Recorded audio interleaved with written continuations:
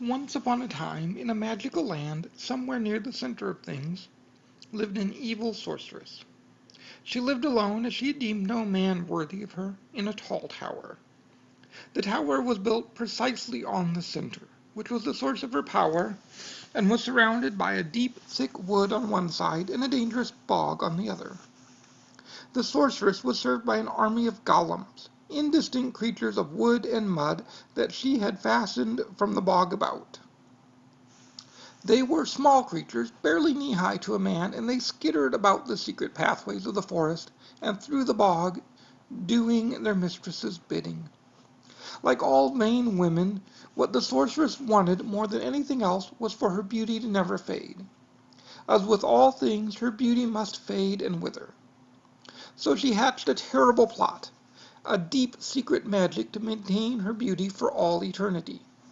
The spell required the blood of 13 maidens, each one from one of the 13 villages that lay along the edge of the center.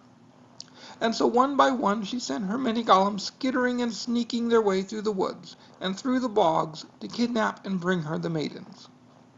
The maidens were held on the lower level at the base of the tower.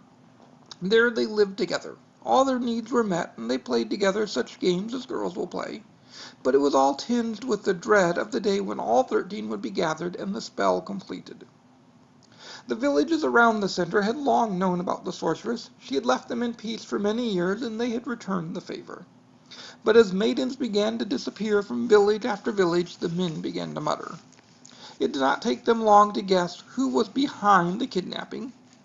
Gathering in the inns at night, the men spoke harshly and boldly about what ought to be done. "If it were my daughter, I'd go to that tower and show that woman once and for all," a man might declare loudly over his ale. Or, "I ought to show her the end of my rod, and to hell with her magic." But it never did go past talking. It was well known that the sorceress had no less than 3 enchantments in a circle around her throne, enchantments that taken together were unbreakable. Not to mention the woods were deep and dark, and the bog was wet and dangerous, and the golems frightening. For all their talk, the men were afraid. All except 2, both young men, but alike in no other way. On the edge of the woods, a young man named John declared quietly that he would go, find the sorceress, and put an end to this plot. He had no particular reason. It had not been his sister taken.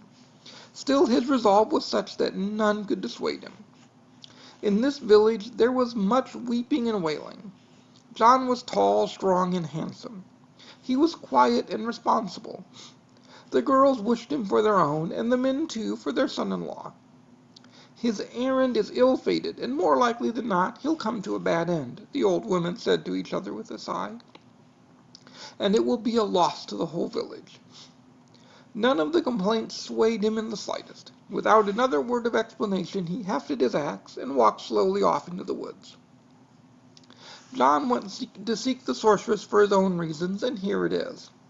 He had a secret that he carried in his heart. He was bored. Only that, but it was enough. Most of the time John felt bored and listless. He longed for something, but he could not see the shape of his desire. Only in the woods by himself did he feel any peace. He thought that if he went to the center of things, he would find the shape of his desire, and he would know how to proceed with his life. On the far side, in a dank village on the edge of the bog, another man declared quietly but fervently that he too would go seek out the sorceress. His name was Charon, and in that village no one bemoaned his heroism. They laughed. They scorned him. "If the boldest man in the village won't go," the old women whispered to each other, "if the boatmen won't go, what could possess this boy to go?" Charon seemed the most unlikely of heroes. He was, it was well known, a sissy. He was a scrawny kid. He hung back when the other boys played or went on adventures. Instead, he mostly stayed at home close to his mother. Occasionally, it was whispered, he had been seen with a sheet wrapped around him like a dress, dancing. When caught, his father would beat him terribly, which perhaps explains why he was more often to be found at his mother's side, kneading dough for the family supper, than out in the fields at his father's side. Still, Charon was intent, and without a second thought towards the villagers, he left. He did not even stop to pack or arm himself in any way. How will he beat the sorceress without even a knife or a stick? The men laughed to each other in the inn. Charon went to find the sorceress, and here is the reason he went. He had a secret. Sometimes in the middle of the day, when he took a break from helping his mother, he wondered if maybe he shouldn't have been born a girl. Sometimes in the evening, when he sang his youngest brother to sleep in his cradle, he wondered this as well. Sometimes in the morning, when he cleaned up in the pale reflection of the pool beside their hut, he wondered this. But in the middle of the night, when only the moon was around to witness, he knew. He knew, like a solid flame around his heart, he should have been born a girl. How had he come to be a boy? What had transpired between the Creator's creation and his actual birth? Had the midwife screwed up? Often he would rise, wrapping his sheet about him, and dance. He would dance like the girl he felt he must be. He even had a name picked out. To the moon he would call himself Sharalee. It sounded to him most exotic, like a princess from some distant land. So he went to find the sorceress. He had no weapons because he had no intention of fighting her at all. His plot was different by far than any would have imagined. He thought if he placed himself correctly, right under the nose of the woman, he too would be captured. If the sorceress, who was kidnapping maidens, kidnapped him, he was validated. How could they possibly deny him then? The sorceress with all her magic would surely see Charon as he truly was, a Sharalee. Night fell as the two men walked. As light gave out in the forest, John used his axe to gather wood and make a fire. With his axe by his side, he lay near the fire and slept. As dusk fell over the bog, Charon too lay down to sleep, all by himself with no fire. The golems came skittering through the darkness to where John lay. But they dared not come near the fire. They were afraid, too, of the axe. They skittered away to tell their mistress the news. Meanwhile, a dryad, an old wild spirit, watched Charon as he slept. Meditating on the lines of power around him in the bog, he saw the sorceress in her plot, and he knew her weaknesses. Meditating on the lines of energy about the boy, the dryad saw the story laid out before him. He saw the child that lay in defiant slumber before him and knew his story and his strength. So he reached out with his magic and lay a spell on the boy, that others would see him as he saw himself. Soon the golems came sloshing through the bog, peeking out of the shadows. They saw Charon as he saw himself, bound him, and took him to their mistress. Charon awoke surrounded by 11 young maidens. They stared at him, but not with the usual scorn that the girls of the village looked at him. Wonderingly, he rose and looked at them quizzically. "Another maiden," one of the girls said to his surprise. "What's your name?" "Sharalee," he replied. "Woo, Sharalee," one of the girls squealed. "Sounds exotic." To his delight, they took him as one of their own. All day they played. They brushed each other's hair. They told each other long stories. They danced and sang. All their play was tinged with sadness and with dread. They now numbered 12. One more maiden, and the time would come for their sacrifice. No one spoke about this, but they all felt it. Meanwhile, the sorceress had eyes and thoughts only for the woodsmith, John. She sent spell after spell towards him. She threw a thick fog about the woods, hoping he would get lost, but he knew every tree, every twist of the land about him. She bent the trees themselves against him, but he merely held up his axe, and they quailed before him. She ordered the golems to do something, but they hid in the shadows and shook their dull, misshapen heads frantically. No, no, and no. "Fool," she declared at last, "let him come. He cannot break the enchantments on my dais." The dais upon which her throne was set was indeed enchanted with 3 powerful enchantments that none could break. She retired to her throne to wait. The maidens hid in the corner of the throne room. Sharalee sat among them. She was not afraid, only curious. She was happy for the first time in her life. As much as she valued her happiness, she saw the other girls were scared and missed their families. The woodsmith beat his axe on the door of the tower, and the door fell open. He entered the throne room. I have come to take the maidens back to their villages. You have no right to hold them, he told the sorceress defiantly. Come and get them, the sorceress purred, but first you must best me. John sighed. So be it. He raised his axe and climbed the dais. There he stopped. His axe wavered momentarily and began to slide slowly towards the floor. The woodsmith slumped as though a great weight had been placed upon him. The dais has been enchanted so that no man can have strength upon it. And so it was. He lay slumped upon the dais, unable to move. And now, the sorceress continued, the time has come. Indeed, a moment columns came small, and the 13th maiden, and lay her bound beside the others. She stared at them in defeated fear. The maidens cowed and whimpered. Our time has come, we will be killed, they whispered in terror. All except one. Shirley neither cowered nor cringed. She felt no great terror. It had been her intent from the beginning that her life this way. One moment of validation, all she had expected, and another day in the company of these maidens had been a gift. She saw, as she stared back in the terror-stricken eyes of maiden number 13, that the end wanted was not to be. She made the maid at least much. She sighed heavily. She approached the dais. Don't be a fool, little girl, the sorceress reproached her. The dais is enchanted against you as well. No woman put upon it with her courage.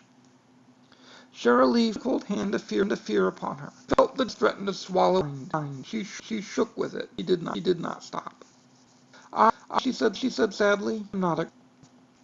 That had broke. Saw Shirley, but again. The boy whispered, stunned, overcome fear. I another word. The sorceress quailed as Sharon climbed the dais. She recovered quickly, laughing at his advance. And I can't hear courage. I'll have my strength, boy. He felt a heaviness settle on his shoulders. Never strong to begin with, it pushed him down. It settled in his legs, on him and in his chest. It him down relentless. He felt helpless before it. It pushed upon his heart. And suddenly his heart pushed back. I'm not a boy, he said defiantly. With the moon as my witness, I am not a boy. And so it was. Sharon rose and took the axe from Smith's grasp, and stood in front of the throne. The sorceress quailed, more seriously this time. She was unnerved. She was not defeated, not yet. She gathered her courage one more time. Fool, she spat, there is one more enchantment upon my dais. No one who wishes me harm can stand on it and live. A tear in the chair eyes. Ma'am, he said slowly, truly I do not wish you any harm. One day I've spent here has been happier than my whole life so far. I wish that I did not have to do that, but he looked at 12 maidens, all huddled together. Their lives have meaning too. So he turned his face away lest his own courage fail. I'm sorry. The axe fell. Come, my village, maiden, the woodsmith. Marry me, and we'll live in a house and have many together. No, another cried. Come, my village. All of the maidens crowded around John. They cooed to him and called to him. They treated him as though he were quite the hero, as though they had forgotten that he hadn't, in fact, landed the fatal blow. Sharon sat on the side, all but forgotten. The maidens would occasionally throw a disparaging glance his way. I thought one would begin. We all did, another interrupted. It was magic, said another. A trick. Sharon shrugged the comments away. He expected no better. He was quite willing to let the woods be the hero. He wanted no part of it. He wanted more than anything to draw himself in the bog and be done with it all. But it was beast. John summoned upon the now vacant throne of the sorceress at the very surface. The maiden thought he looked handsome and intelligent. They thought he was thinking about how to get them home, which one he should marry. Thinking anything, thinking shape desire. At last he spoke to Charon. He said, here at the center of you will surely be you are center. You. No, Charon said, your throne now mine. John took his axe and struck the side of the throne, knocking off the armrest. A throne for someone so vain is but for a bench for such as you and I. So Sharon sat upon the bench beside the wood, and it was as John had said. Sharon was Cheryl Lee once more. John took her hand in his, and he smiled. "So this is how it ends?" one of the maidens asked indignantly. "But she's really a boy," protested. Can't children or bread, any of those things." In those, the golem said, nervous, dead. "The baby I have for my mother. You did for sure," she replied. "As to children," she shrugged. She towards the shadows and said, "Come." The golem gittered, and it was as if the shadows themselves were alive and restless. After some time, one lone golem broke itself from the shadow and stumbled hesitantly towards the throne. "Misshapen," said Malice, and misunderstood. Not on me. Children and and to the maiden or higher shadows, hunt all told, gathering of the throne in the depths, flowed in a broad circle, dancing on stubble legs, as the woodsmith laughed and clapped a rhythm, and their new mistress smiled serenely.